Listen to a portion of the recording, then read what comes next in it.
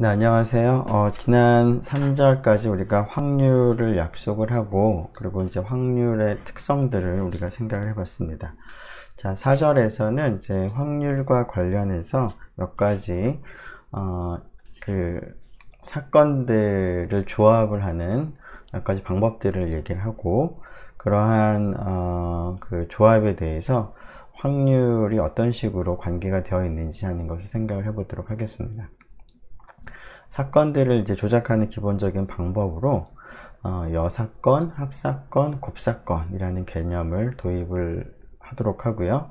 그리고 이러한 이제 여사건, 합사건, 곱사건에 대해서 확률이 어떻게 연관이 되어 있는지를 얘기를 하는 확률 법칙에 대해서 살펴보도록 하겠습니다.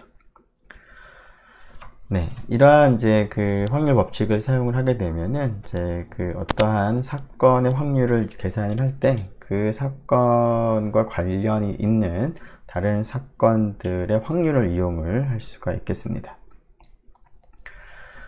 네, 이러한 그 사건들의 기본 연산과 관계들을 좀 생각해 보기 위해서 구체적인 예를 하나 도입을 하도록 하겠습니다. 4명의 의사의 전공 분야와 성별이 다음과 같다고 하겠습니다. 자, 이러한 4명에 대해서 이 중에서 2사람을 선택을 하는 그러한 실험을 하기로 하겠습니다.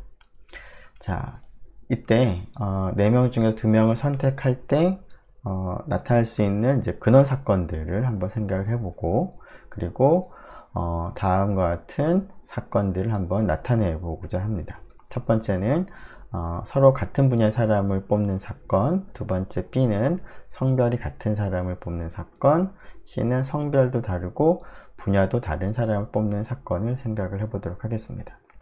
자, 4명 중에서 그 서로 다른 2사람을 선택을 하는 것이기 때문에 모두 6가지가 가능할 텐데요.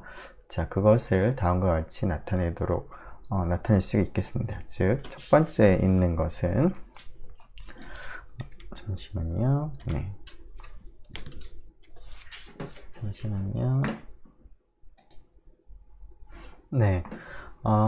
이와 같은 이제 그 집합으로 표현이 되는 근원 사건들을 이제 우리가 좀 간단하게 표현하기 위해서 각각의 근원 사건들을, 즉 1하고 2를 선택하는 근원 사건, 1과 3을 선택하는 근원 사건들을 다음과 같이 오메가 1부터 오메가 6으로 표기를 하도록 하겠습니다. 자, 이러한 이제 6가지 근원 사건에 대해서 A에 해당하는 그 사건은 이제 근원 사건으로 표시를 하게 되면 어떻게 될까요? 자, 같은 분야의 사람을 뽑는 것인데, 지금 분야를 보면 소아과와 산부인과가 있습니다. 그래서 소아과 2명을 뽑거나 산부인과 2명을 뽑는 거니까 1과 2를 뽑는 사건, 그 다음에 3과 4를 뽑는 사건이 그 A에 해당하는 사건이 되겠습니다. 근데 1과 2는 우리가 오메가 1으로 표기를 하기로 했고요. 3과 4는 오메가 6로 표기를 하기로 했으니까 A라는 사건은 오메가 1, 오메가 6로 표기를 할 수가 있겠습니다. 자, B라고 하는 사건도 비슷하게 생각을 해보면 성별이 같은 사람인데 지금 남자는 1명이고요. 여자가 3명이기 때문에 여자 2명을 뽑는 사건이 되겠습니다. 즉 1과 3을 뽑거나 1과 4를 선택을 하거나 혹은 3과 4를 선택을 하는 사건이 될 텐데, 1과 3을 선택하는 것은 오메가 2, 1과 4를 선택하는 것은 오메가 3, 3과 4를 선택하는 것은 오메가 6로 표기하기로 했으니까 B는 오메가 2, 오메가 3, 오메가 6로 표기를 할 수가 있겠습니다. 자, 마지막으로 C를 생각을 해보면 성별이 다르고 분야도 다르다고 했는데요. 일단 성별 생각을 해보면 남자가 1명이고 여자가 3명인 상태에서 성별도 다르고 분야도 다른 2사람을 뽑는 것은 일단 2번을 뽑아야 될 것 같고요. 자, 그러면은 소아과이기 때문에 다른 한 사람은 여자면서 산부인과, 즉 여기 있는 2사람 중에 1명을 뽑아야 되겠습니다. 즉 2번과 3번을 선택하거나 2번과 4번을 선택하는 경우가 될 텐데 2번과 3번을 선택하는 것은 오메가 4, 2번과 4번은 오메가 5로 쓰기로 했기 때문에 C는 오메가 4, 오메가 5로 우리가 표기할 수가 있겠습니다. 자, 이것을 이제 벤 다이어그램을 이용해서 나타내 보면 다음과 같이 나타낼 수가 있겠습니다. 그림을 잠깐 좀 지우죠. 네.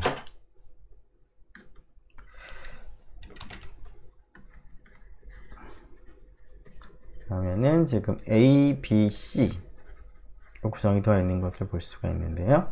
지금 A는 오메가 1, 오메가 6, B는 오메가 2, 3, 6, C는 오메가 4, 오메가 5로 구성이 되어 있습니다. 자, 이러한 이제 사건들을 가지고 우리가 기본적인 이제 조작들을 할 텐데요. 이제 기본적인 연산을 생각을 해보려고 하는데요. 첫 번째 것은 여사건이라고 하는 개념을 도입을 하도록 하겠습니다. 자, A라는 사건을 생각을 할 때 A라는 사건에 포함이 되지 않는 근원 사건들을 다 모으면 그것도 하나의 사건이 될 텐데요. 그 사건을 A의 여사건이라고 부르도록 하겠습니다.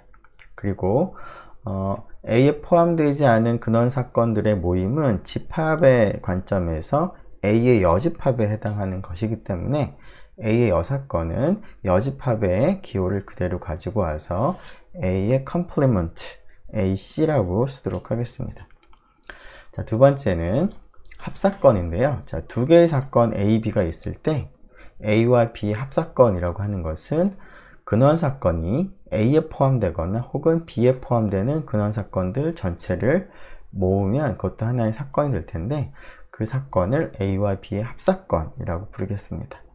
이 합사건도 마찬가지로 집합의 관점에서 봤을 때 A에 포함되는 근원 사건과 B에 포함되는 근원 사건들의 모임이기 때문에 A와 B의 합집합으로 나타낼 수가 있어서 A와 B의 합사건은 동일하게 A와 B의 합집합 기호를 사용을 해서 합사건을 나타낼 수 있겠습니다. 마지막으로 곱사건을 생각을 해보도록 하겠습니다.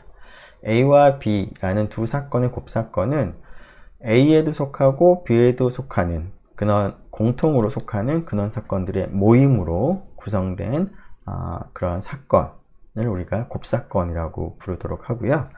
집합의 관점에서 A에 속하는 원소이면서 B에 속하는 원소들로 구성이 되어 있기 때문에 교집합에 해당하는 것이 되겠습니다. 그래서 곱사건을 표현할 때는 교집합 기호를 사용을 해서 다음과 같이 A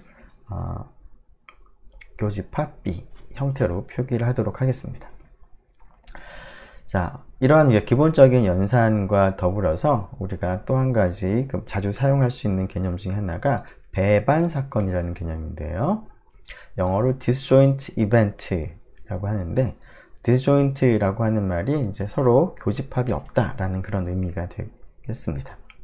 즉, 두 사건의 곱사건, 즉 A 교집합 B를 생각을 했을 때 그 사건이 공사건이 된다는 것은 A 교집합 B가 공집합이 되는 그러한 사건을 의미하겠습니다. 공사건이라는 게 공집합으로 나타내는 사건을 공사건이라고 부른다라고 앞에서 얘기를 했었죠.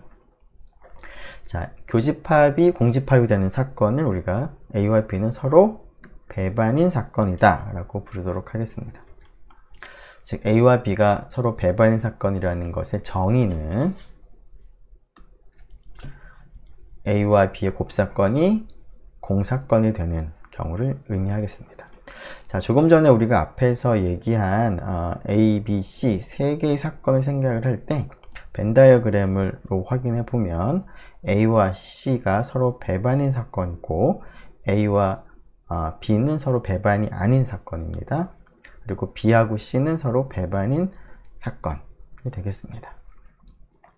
자, 이러한 기본적인 사건들을 생각을 하고 A, B, C를 활용해서 다음 사건을 한번 나타내 보도록 하겠습니다. 자, 앞에서 A, B, C가 어떤 거였는지 다시 한번 나타내 봤고요. 자, 이때 첫 번째는 선택된 사람들이 분야와 성별이 갖게 되는 그러한 사건. 두 번째는 분야가 같고 성별이 다른 사건. 세 번째는 분야가 다르거나 성별이 같은 그러한 사건을 우리가 A, B, C를 사용해서 한번 나타내 보도록 하겠습니다. 자, 지금 분야하고 성별이 같은 것인데요. 지금 A는 분야가 같은 것이고 B는 성별이 같은 것이니까 1번에 해당하는 사건은 A에도 포함되고 B에도 포함되는 그러한 사건들, 근원 사건들로 표시가 될 수 있기 때문에 결국은 A와 B의 곱사건이 결국 1번에서 생각하는 사건이 되겠습니다. 자, 이번에는 분야가 같은데 성별은 다른. 자, 분야가 같은 것이니까 A 사건에 해당을 하지만 성별이 다르기 때문에 B 사건에는 해당하지 않는, 즉 A 교집합 B의 여사건에 해당하는 것이 2번 사건이 되겠습니다. 자, 이번에는 분야가 다르다 혹은 성별이 같다. 자, 분야가 다르다는 것은 A에 속하지 않는다는 것을 의미하는 거니까 A의 여사건에 속할 것이고요. 성별이 같은 것은 B에 속하겠습니다. 그런데 여기가 또는 이기 때문에 A의 여사건에 속하거나 B에 속하는 그런 사건이기 때문에 A의 여사건과 B의 합사건이 결국 3번이 나타내는 사건이 되겠습니다.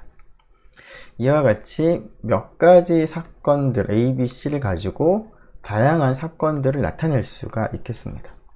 이때 우리가 이제 궁금한 것 중에 하나는 A의 확률, B라는 사건의 확률 등을 우리가 이제 알게 되면 이 값으로부터 곱사건의 확률이나 합사건의 확률이나 혹은 뭐 여사건의 확률 같은 것들을 계산을 할 수 있는 어떤 관계가 성립하는지를 알아보고자 합니다. 자, 그러한 것이 이제 확률 법칙인데요. 첫 번째 살펴볼 확률 법칙은 여사건의 확률 법칙이 되겠습니다. 즉, A라는 사건의 확률과 A의 여사건의 확률 사이에는 어떤 관계가 있는지 생각을 해보면 여러분들이 고등학교 때 배운 것처럼 다음과 같은 성질이 있겠습니다.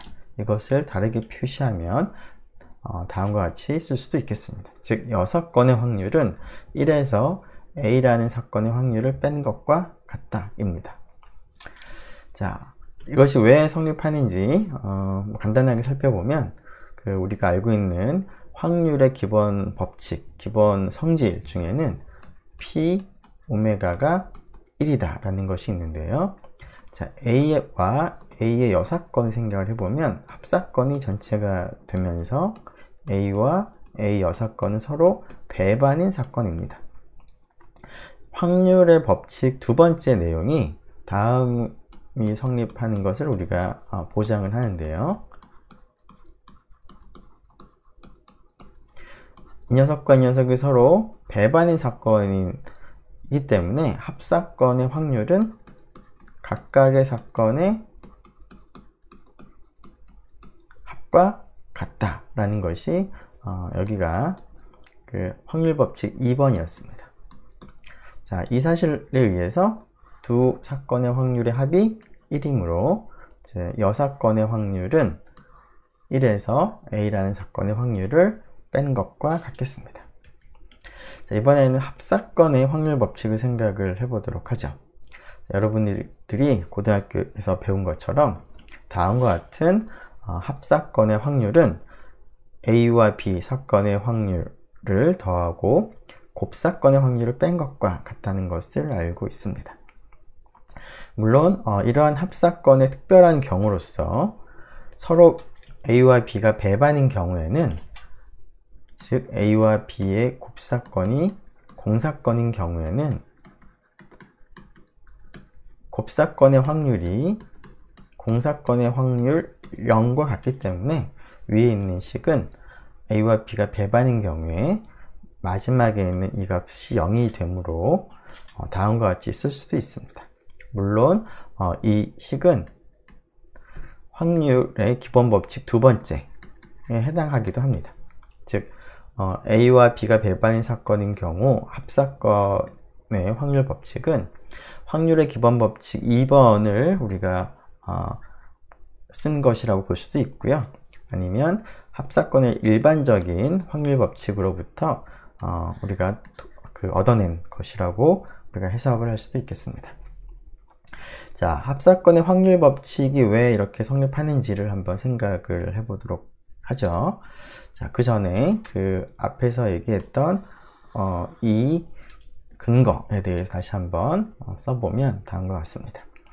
자, 합사건의 확률 법칙을 우리가 도입을 하기 위해서 지금 방금 얘기한 이러한 그 확률 법칙의 두 번째 규칙을 우리가 적용을 하면 좋을 것 같은데요. 자, 어떻게 할 것이냐면 A와 벤 다이어그램으로 그려보면 B의 합사건을 서로 배반인 사건의 그 합사건으로 생각을 해보겠습니다. A하고 B는 일반적으로 배반이 되지 않지만 A와 B 합사건은 A 합집합, 여기 흰색 부분 점으로 이렇게 쓸까요? 이렇게 점으로 표시한 이 부분하고 이 빗금친 부분은 곱사건이 공사건입니다. 서로 배반인 사건입니다. 자, 근데 이 점으로 쓴 이 부분은 어떻게 쓸 수 있냐면 B이면서 A의 여사건에 해당하는 B와 A 여사건의 곱사건에 해당합니다. 그래서 이 부분을 이렇게 쓰게 되면은 합집합을 서로 배반인 두 사건의 합으로 합사건으로 쓸 수가 있습니다. 자, 이 사실을 이제 생각을 하게 되면 A와 B의 합사건은 A와 A 여사건과 B의 곱사건의 합사건으로 표시할 수가 있다. 따라서 이 전체와 이 전체의 확률은 동일하다. 자, 그런데 여기서 이 부분과 이 부분이 서로 배반이기 때문에 확률 법칙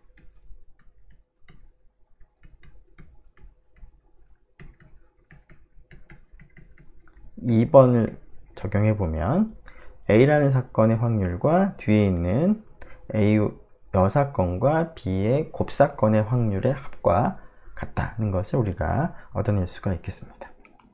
자, 그러면 여기 있는 A의 여사건과 B의 곱사건의 확률은 어떻게 계산을 할 수 있을까를 한번 생각을 해보죠. 이번엔 B만 한번 생각을 해보면 B는 우리가 지금 생각하는 이 부분이 있고요. 즉 A 여사건과 B의 곱사건이 있고 그 다음에 여기 흰색 부분 있습니다. 흰색 부분은 A와 B의 곱사건이 되겠습니다. 즉 A와 B의 곱사건과 A 여사건과 B의 곱사건은 서로 배반인 사건이면서 두 가지 사건을 합했을 때 B가 되는 것을 우리가 쉽게 알 수가 있겠습니다.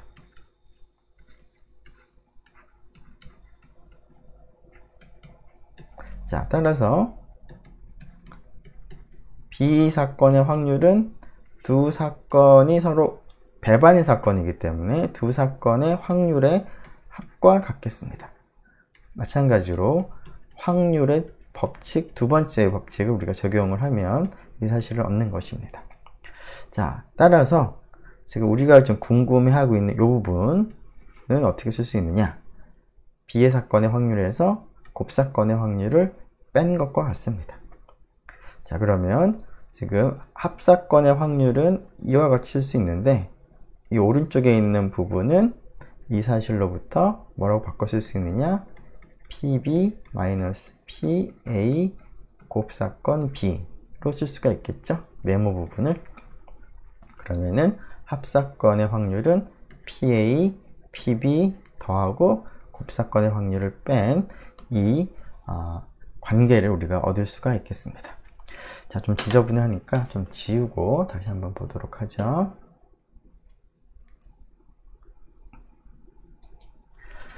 네. 그래서 조금 전에 PB라고 하는 이 사건의 그 확률을 우리가 A와 B의 곱사건과 A 여사건과 B의 곱사건의 합사건으로 표시를 하고 이 밑줄 친 두 개의 사건 서로 배반이기 때문에 각각의 사건의 확률의 합과 같다 라는 사실을 이용을 해서 A와 B의 합사건의 확률은 그 전에 이와 같은 식을 얻었고, 그 식에서 오른쪽에 있는 요 부분에 대신에, 즉 요 부분이죠. 요 부분 대신에 이거에서 이걸 뺀 거, 즉 PA는 그대로 있고요, 여기는 그대로 있고 밑줄친 부분이 이렇게 바뀌어 있는 거죠. 네. 그래서 합사건의 확률 법칙을 얻을 수가 있겠습니다. 자, 합사건의 확률 법칙과 여사건의 확률 법칙을 얻었는데요. 자, 이것의 간단한 응용 중에 하나는 우리가 앞에서 확률 법칙 세 가지가 A라는 사건의 확률은 항상 0과 1 사이다. 그 다음에 지금 방금 했던 것처럼 서로 그 어떤 사건의 확률은 그 사건에 속하는 각각의 근원 사건에 대해서 근원 사건이 일어날 확률들을 다 더한 것과 같다. 그 다음 세 번째가 P 오메가가 1이다 라는 것이었는데요. 자, 이 사실로부터 P 공집합, 즉 공사건의 확률도 계산할 수가 있는데 할 수 있는 지금 방금 우리가 생각한 여사건 혹은 합사건의 확률 법칙을 이용을 해서 얻을 수도 있겠습니다. 어떻게 하냐면 이렇게 되겠죠. 공집합, 공사건은 표본 공간 전체가 되겠습니다. 오메가를 표본 공간이라고 부를 때 이 사건을 우리가 전체 사건 혹은 줄여서 전사건이라고 부르는데 전사건의 여사건이 공사건이 되겠습니다. 자, 그래서 여사건 확률 법칙을 적용해 보면 1-P 오메가가 될 테니까 1 빼기 1은 0이 되는 것을 얻을 수 있습니다. 네, 우리가 앞에서 이제 4명의 이제 사람 중에서 2명을 선택을 하는 그러한 상황을 생각을 해봤는데요. 자, 그러한 예제에서 근원 사건이 모두 6가지가 있었는데, 즉 4명 중에서 2명을 선택하는 그 6가지 근원 사건이 다 동일한 확률이라고 우리가 볼 수가 있을 텐데요. 자, 이때 분야가 다르거나 성별이 다른 사건의 확률을 한번 계산을 한번 해보도록 하겠습니다. 자, 앞에서 A, B, C 3개의 사건을 도입을 했고요. A는 분야가 같은 사람을 선택하는 사건, B는 성별이 같은 사람을 선택하는 사건, C는 성별도 다르고 분야도 다른 사람을 선택하는 사건이었습니다. 자, 이때 그 분야가 다르거나, 즉 A의 여사건에 속하거나 권하니까 이제 또는 합사건이겠죠. 그다음 성별이 다르다. 성별이 같은 것을 우리가 B라고 했으니까 B의 여사건에 해당하겠습니다. 그래서 분야가 다르거나 성별이 다른 사건은 A 여사건과 B 여사건의 합사건으로 표기를 나타낼 수가 있겠죠. 자, 이 사건의 확률은 조금 전에 우리가 생각한 여사건의 확률 법칙을 적용을 하면 쉽게 얻을 수가 있겠습니다. 자, 두 여사건의 합사건은 곱사건의 여사건과 동일할 거고요. 근데 이 확률은 여사건의 확률 법칙에 의하면 이와 같겠습니다. 자, 그런데 A와 B의 곱사건은 지금 근원 사건이 딱 하나만 들어가 있습니다. 그런데 지금은 6개의 근원 사건이 나올 가능성이 equally likely, 동일한 가능성을 지니고 있다고 봐도 무방하기 때문에 이 사건의 확률은 전체 6가지 근원 사건 중에서 곱사건에 속하는 근원 사건이 한 가지이기 때문에 6분의 1이 될 것이고, 따라서 1 빼기 6분의 1인 6분의 5가 되는 것을 우리가 곱사건의 확률과 여사건의 확률 법칙을 이용을 해서 얻을 수가 있겠습니다. 자, 이것과 유사하게 하나를 더 생각을 해보도록 하죠. 조금 지우고 생각을 하죠. 네. 자, 앞에 있는 예제에서 A, B, C에 대해서 A와 B 합사건과 B와 C 합사건의 확률을 계산을 해보도록 하죠. 처음에 A와 B 합사건은 합사건의 확률 법칙을 생각을 해보면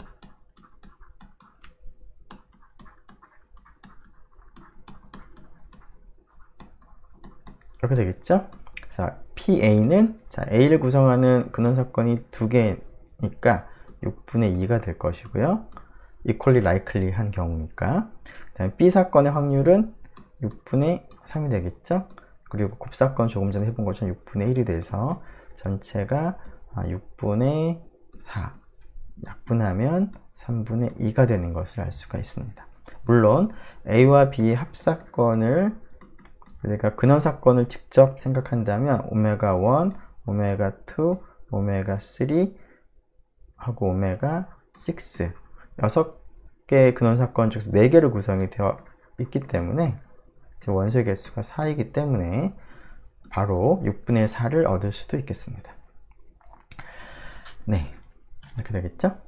자, 비슷하게 B와 C 합사건의 확률도 계산해 볼 수가 있는데, 자, B하고 C는 서로 배반의 사건이기 때문에 합사건은 B와 C의 사건의 확률을 그냥 더하기만 하면 될 텐데요. B라고 하는 사건에 일어날 가능성은 6분의 3이고요. C는 지금 근원사건이 2개로 구성되어 있으니까 6분의 2가 되겠습니다. 그래서 6분의 5가 되는 것을 알 수가 있겠습니다. B하고 C의 곱사건의 확률이 0인 그런 배반사건이 되기 때문에 그렇겠죠? 네.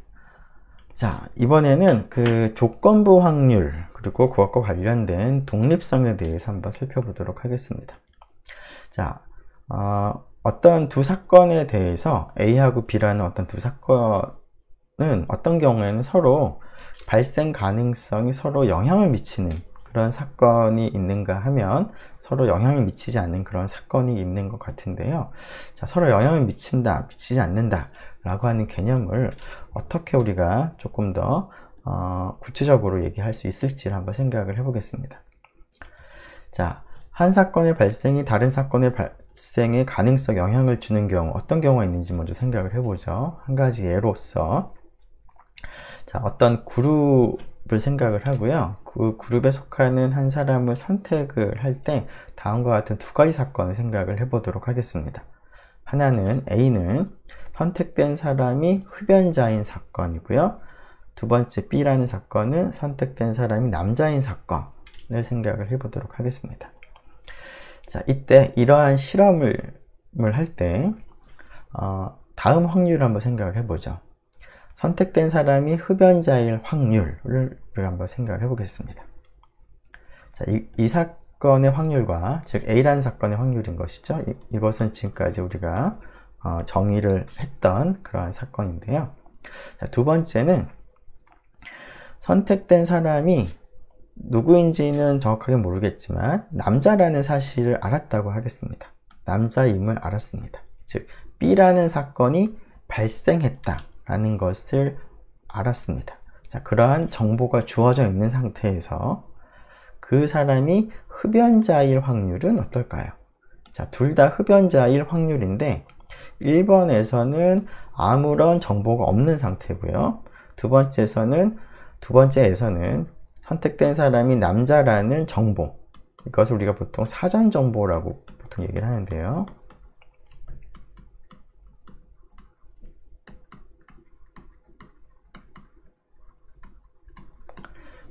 어떤 사건의 확률을 계산할 때 그 전에 주어진 정보라고도 볼 수가 있겠습니다. 자, 그런데 두 사건의 확률을 생각을 해보면 남자라는 이런 사전 정보가 있는 경우랑 없는 경우랑 흡연자일 확률이 서로 다른 것 같습니다.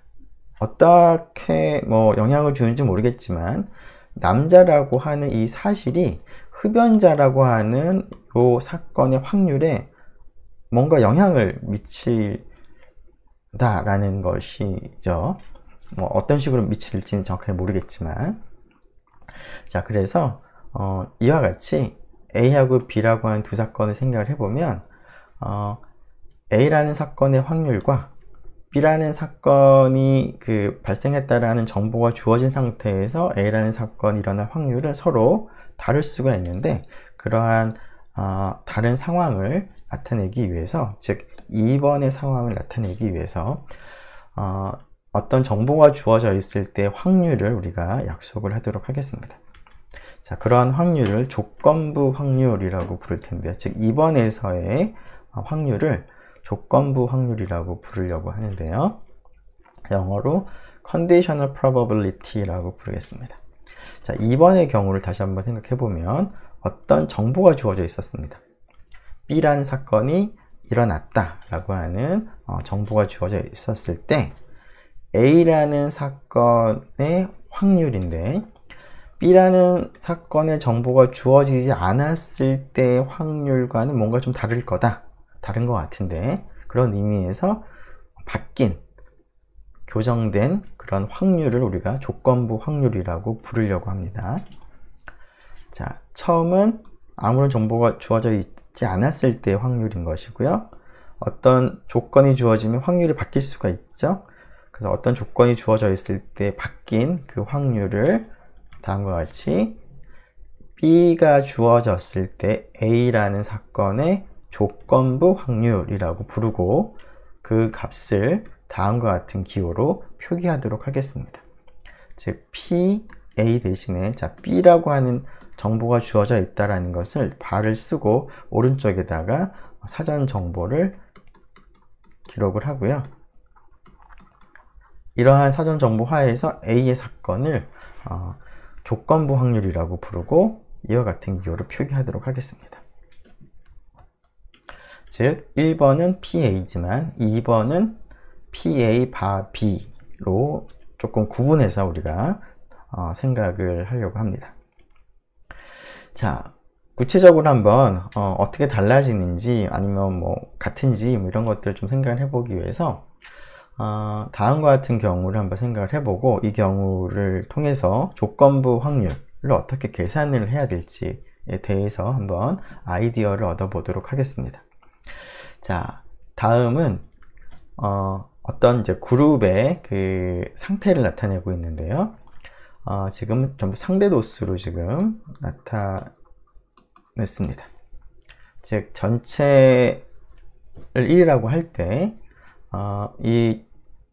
여기 포함된 사람들 중에서 고혈압인 사람도 있고 정상 혈압인 사람도 있습니다.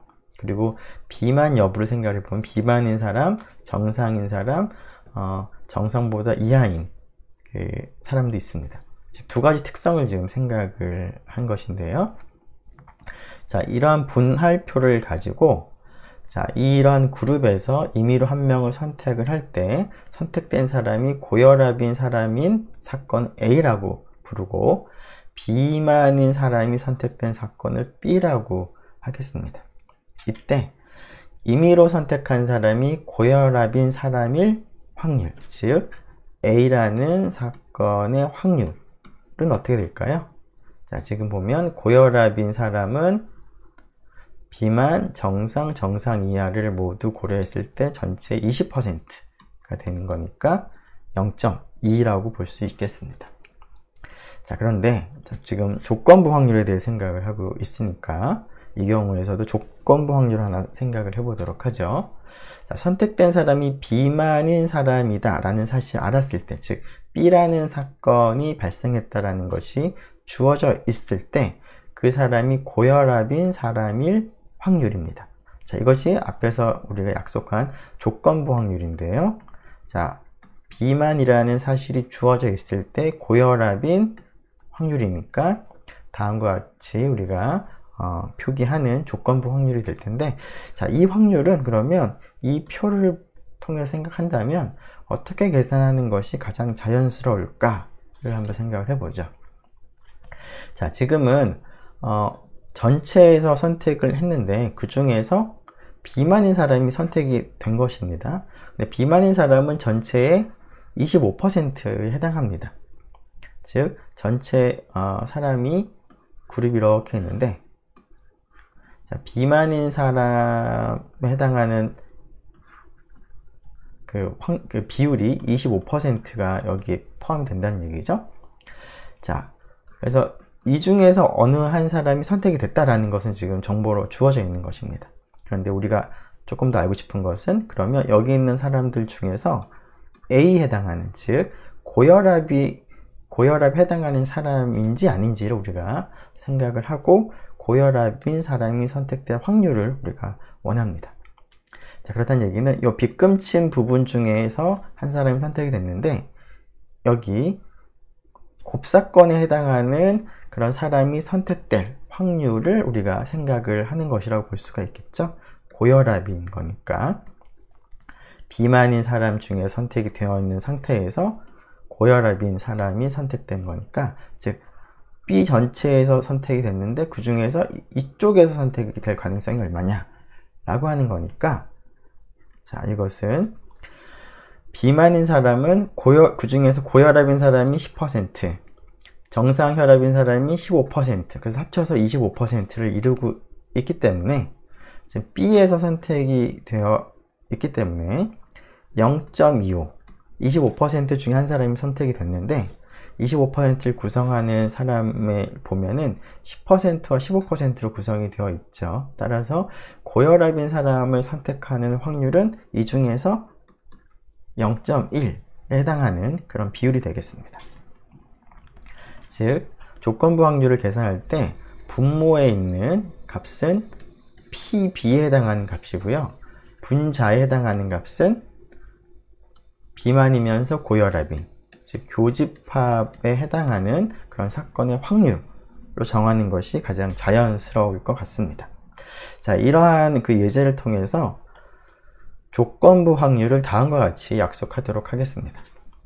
자, B라는 사건이 발생했다라는 정보가 주어져 있을 때 A라는 사건이 발생할 조건부 확률은, 자, 조금 전 예제와 비슷하게 동일하게 B라는 사건의 확률이 분모에 있고요. 이때 A와 B의 곱사건의 확률이 분자에 있는 이러한 형태로 우리가 약속을 하겠습니다. 자, 이것을 다시 한번 해석을 해보면, 자, 아무런 조건이 없을 때는 오메가 전체에서 우리가 하나가 선택이 됐다는 것을 우리가 생각을 할 수가 있을 텐데, 그때 A에서 선택이 될 가능성이 PA가 되는 거죠. 그래서 오메가니까 전체 오메가의 확률은 1이고 그 중에서 A에 해당하는 확률은 PA가 되는 것인데, 지금 우리가 생각하는 조건부 확률은 B가 일어났다라는 정보가 있습니다. 그렇다는 얘기는 오메가 전체에서 고르긴 했지만 결과적으로 B에서 선택이 된 것이죠. 즉, 처음에 정보가 없을 때는 오메가 전체가 전체 고려할 대상이 되지만 B라고 하는 사건이 발생했다라는 정보가 주어진 상태에서는 전체 우리가 고려할 대상이 오메가가 아니라 B가 되겠습니다. 즉, B 중에 하나가 발생을 한 것이죠. 그래서 B가 일종의 이 경우에는 조건이 있었을 경우에는 전체 공간이라고 볼 수가 있는 것이죠. 그래서 PB가 분모에 있고 이 중에서 곱사건에 해당하는 것이 관심이 있는 것이니까 이 비율이 얼마가 되는지가 결국은 조건부 확률로 약속을 하는 것이 가장 자연스럽겠습니다. 자, 물론 이러한 그 정의에서 분모는 0이 될 수 없기 때문에 B가 주어져 있을 때 조건부 확률을 생각하기 위해서는 PB가 0보다 반드시 커야 되겠습니다. 0이면 이러한 얘기를 하기가 곤란하겠습니다. 자, 이런 조건부 확률을 다음과 같이 정의를 했는데, 앞에서 우리가 확률을 계산하는 크게 두 가지 방법을 생각을 했는데, 한 가지가 균일 확률일 때, 그리고 실제로 여러 가지 이제 실험을 반복할 때, 실험을 반복하는 경우에 그 우리가 확률은 일종의 통계적인 방법으로 확률을 추정을 하는 것이라고도 볼 수가 있겠습니다.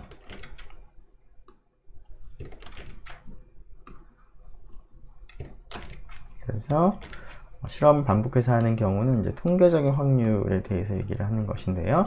자, 균일 확률의 경우에 조건부 확률을 계산하는 방법을 한번 생각을 해보면, 자, 균일 확률은 이제 오메가 표본 공간의 개수가 K개로 유한 개인 경우를 생각을 했었고요. 그리고 각각의 근원 사건이 일어날 가능성이 다 동일한 경우였는데요. 자, 그 경우에 조건부 확률은 어떻게도 쓸 수 있는지 생각을 해보죠. 자, 지금 정의에 의해서 이와 같이 썼는데, 자, 이 식은 PB는 균일 확률인 경우에 이와 같이 쓸 수가 있고요. 그 다음에 분자에 있는 것은 균일 확률인 경우에는 이와 같이 쓸 수가 있죠. 그런데 여기 있는 것이 동일하니까 약분되면 결국 B에 있는 근원 사건의 개수 중에서 A와 B의 곱사건에 있는 근원 사건의 개수의 비율이 결국은 균일 확률인 경우에 이제 조건부 확률 계산하는 방법이 되겠습니다. 즉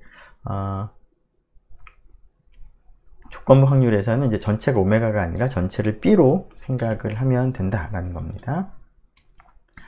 자, 이러한 그 조건부 확률을 이제 우리가 생각을 하면 앞에서 우리가 여사건과 합사건의 확률에 대한 어떤 관계는 우리가 얘기를 했는데요. 이 조건부 확률을 이용해 보면 곱사건에 대한 확률의 관계, 확률 법칙도 얘기를 할 수가 있겠습니다. 자, 이러한 조건부 확률을 생각을 해보면 분자에 있는 것이 곱사건이기 때문에 분모에 있는 PB를 양변에 곱하면 PA 곱 B는 P, B, P, A 바 B 라고 쓸 수 있겠습니다. 자, 물론 A하고 B를 서로 역할을 바꾸게 되면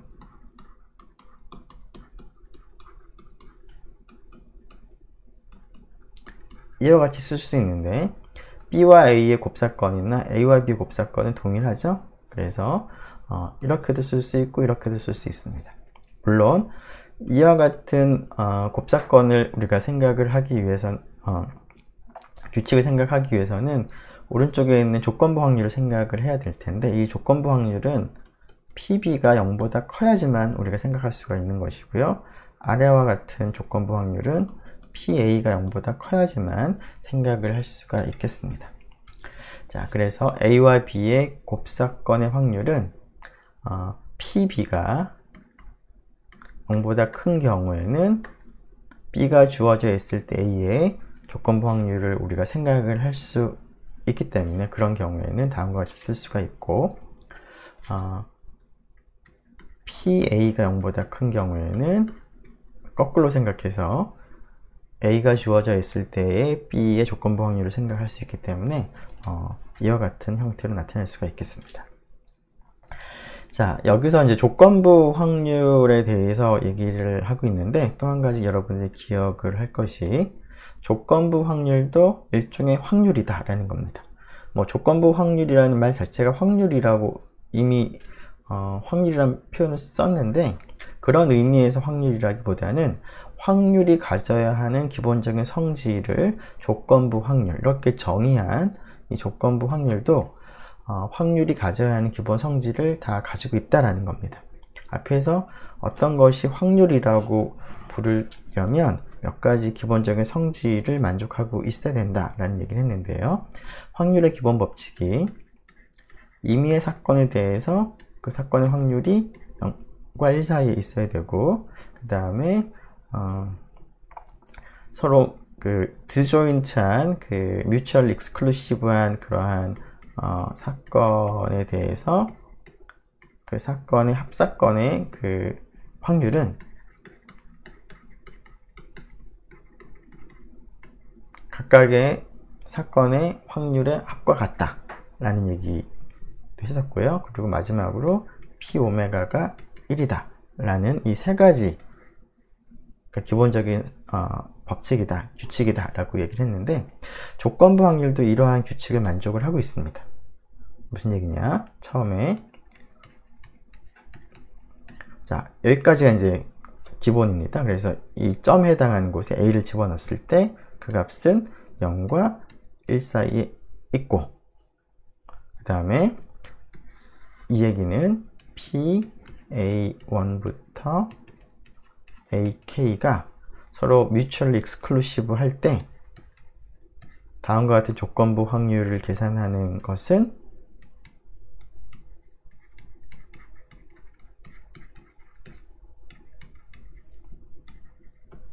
다음과 같은 B가 주어져 있을 때 AI들의 조건부 확률을 다 더하는 것과 같고, 그 다음 마지막으로 요 세 번째가 P 오메가의 B가 1이 된다 라는 성질을 만족을 하고 있다 라는 겁니다. 자, 이것을 좀 지우고 한번 다시 좀 보도록 하죠. 자, 그래서 P 오메가 바 B가 1이고, 그 다음에 그 임의의 A에 대해서 이러한 그 확률, 조건부 확률은 0과 1 사이고, 그리고 A하고 A1부터 AK가 서로 mutually exclusive 할 때 다음과 같은 조건부 확률에 대한 일종의 합도 성립한다라는 겁니다. 물론 이 세 가지 성질이 성립한다는 것은 조건부 확률의 정의로부터 여러분들이 어렵지 않게 유도할 수가 있을 텐데요. 자세한 유도는 여러분들이 한번 해보면 좋겠습니다. 하지만 이제 조건부 확률도 하나의 확률이다 라는 겁니다. 확률의 기본적인 성질을 만족하고 있다 라는 것을 여러분들이 기억을 하면 좋겠습니다. 자, 잠시만요.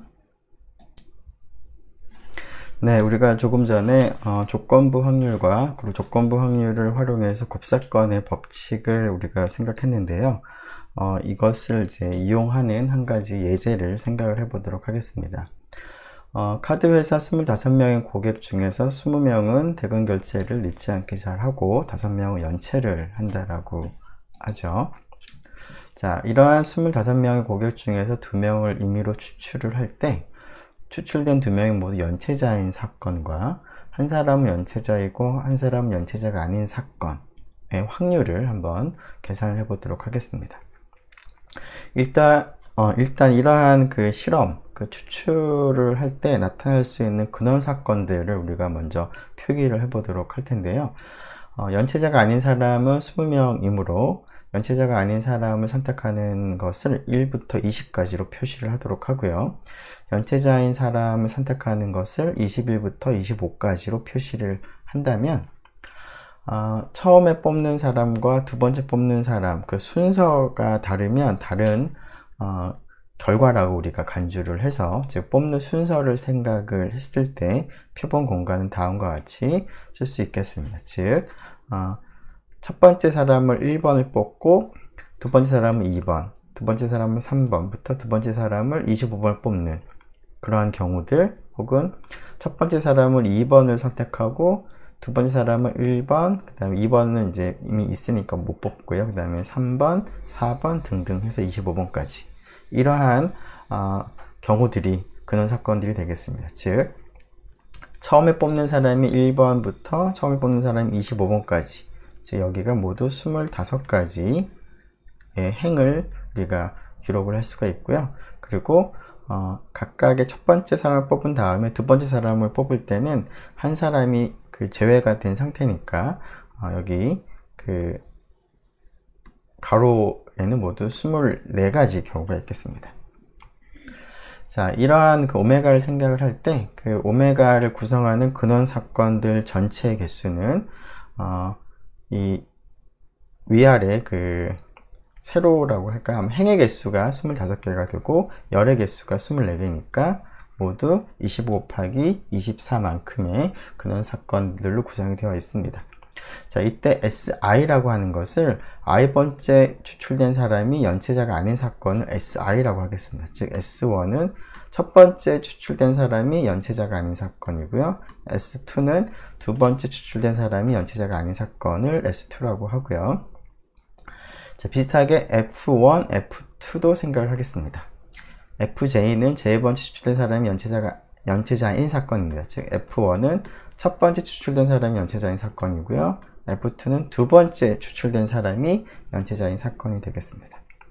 자, 그래서 이러한 S1, S2, F1, F2를 가지고 앞에서 얘기한 1번과 2번에서의 사건을 표기를 한다면 두 명 모두 연체자인 사건은 첫 번째 추출된 사람도 연체자고 두 번째 추출된 사람도 연체자인 것이기 때문에 곱사건이 되겠고요. 두 번째 경우는 S1과 S2의 곱사건 또는 F1과 S2의 곱사건이 되겠습니다. 한 사람만 연체자고 한 사람은 연체자가 아닌 거니까. 자, 이러한 사건의 확률들을 한번 생각을 해보기 전에 각각 S1, S2, F1, F2의 확률을 한번 생각을 해보도록 하죠. 자, 그렇게 하기 위해서는 S1, S2에 속하는 근원 사건들을 먼저 생각해 볼 필요가 있겠습니다. 자, S1에 속하는 그 근원 사건들은 빨간색으로 표시를 한번 해보도록 하겠습니다.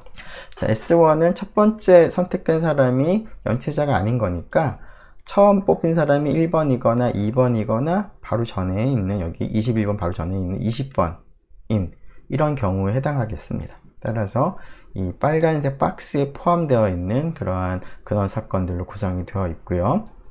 자, 이러한 그 근원 사건의 개수를 생각을 해보면 행의 개수가 20개가 되죠. 그리고 열의 개수는 24 전체가 되는 거니까 20 곱하기 24가 되겠습니다. 자, 이번에는 파란색에 해당하는 S2에 해당하는 그러한 근원 사건들을 한번 표기를 해보면, 자, S2는 두 번째 선택된 사람이 연체자가 아닌 사건인데요. 처음에 그 앞에 있는 그 20개의 행에 대해서는 첫 번째 사람도 그 연체자가 아닌 상태이기 때문에 두 번째 사람이 연체자가 아닌 이러한 네모에 해당하는 그러한 근원 사건의 그 열의 개수는 19이 되겠습니다. 왜냐하면 1을 뽑고 나면은 1을 제외한 2부터 20번까지로 구성이 될 거고요. 그 다음에 2를 선택하게 되면 1부터 20 중에서 2를 제외한 1, 3, 4, 5, 6, 7에서 20까지 이제 구성이 될 테니까 모두 행의 개수가 20일 때 열의 개수는 19가 되겠습니다. 뿐만 아니라 그 다음에 있는 첫 번째 그 선택된 사람이 21번 내지는 22번 내지는 25번인 경우에는 두 번째 선택된 사람이 연체자가 아닌 경우가 모두 20가지가 되는 것이죠. 여기가. 왜냐하면 첫 번째는 이제 연체자인 사람을 뽑았기 때문에. 그래서 S2에 해당하는 그런 사건의 개수는 처음 20개의 행에 대해서는 이 열의 개수가 19가 되고요. 그 다음에 5개의 행에 대해서는 그 열의 개수가 20이 돼서 결국 20 곱하기 19 더하기 5 곱하기 20, 그래서 20으로 묶어내면 20 곱하기 24가 되겠습니다.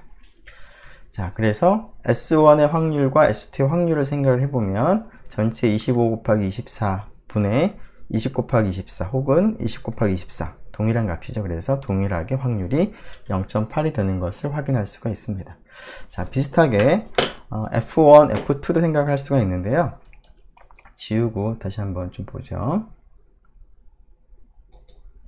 자, 지금 빨간색이 S1이었으니까 F1은 빨간색이 아닌 쪽이 되겠습니다. 그래서 이쪽이 되겠죠? 빨간색 박스가 아닌 아래쪽. 그래서 F1의 원소의 개수는 행의 개수가 그 아래쪽이니까 이만큼이니까 5가 되고 열의 개수는 24가 되겠습니다. 그 다음에 F2에 해당하는 것은 여기 파란색 박스가 아닌 것이니까 이 부분하고 이 부분이 되겠습니다. 그래서 이 부분은 행의 개수가 20은 동일한데 여기가 19니까 여기가 전체가 24이기 때문에 여기가 5가 되겠습니다. 그래서 여기 5가 있는 것이고요. 그 다음에 이쪽은 여기가 5인 상태는 똑같고 여기가 20이었으니까 여기가 4가 되겠죠. 그래서 여기 이쪽 박스는 5 곱하기 4.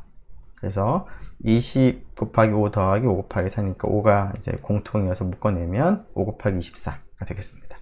그래서 5 곱하기 24, 5 곱하기 24 동일한 것을 알 수가 있고요.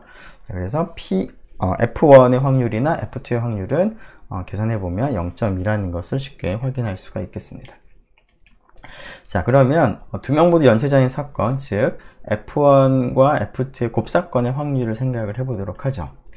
자, 다음과 같은 이제 그 오메가 전체 표본 공간에 대해서 곱사건의 확률을 계산하는 방법이 앞에서 우리가 곱사건의 확률 법칙을 적용해 보면 PF1 곱하기 F1이 주어져 있을 때 F2와 같이 쓸 수가 있겠습니다.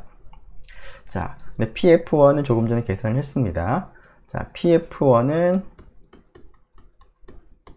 0.2였는데 뭐 조금 더 자세히 생각을 해본다면 전체 오메가를 구성하는 근원 사건의 개수가 25 곱하기 24인데 그 중에서 F1에 해당하는 것은 우리가 앞에서 한 결과를 한번 다시 떠올려 보면 5 곱하기 24라는 것을 기억을 할 수가 있을 것 같습니다.